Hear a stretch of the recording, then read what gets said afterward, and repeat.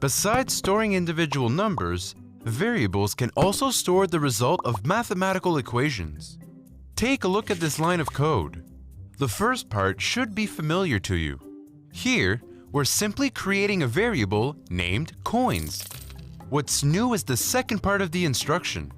Instead of directly assigning a number to the variable coins, we tell the computer to first calculate the sum of 2 plus 2 and then save the results into the variable coins.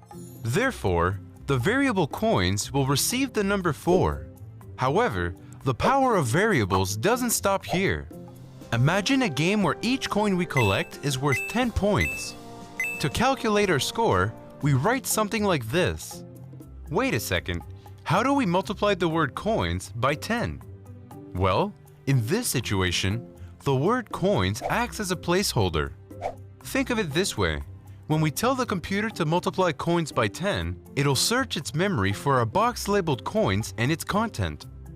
Once the computer finds the box, it'll replace the word coins with the content of that box.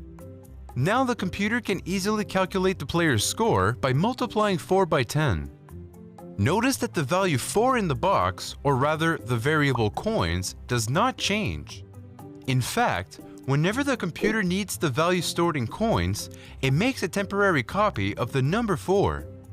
This allows us to calculate a player's score without losing track of how many coins they have.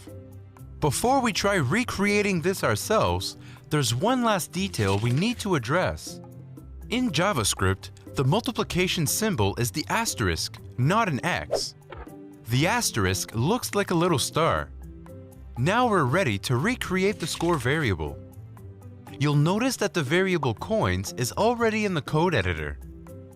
All you need to do is create the score variable. Then, give the score variable the result of coins multiplied by 10. Make sure that you use the asterisk to indicate a multiplication. Once that's done, run your code and watch what happens to the boxes.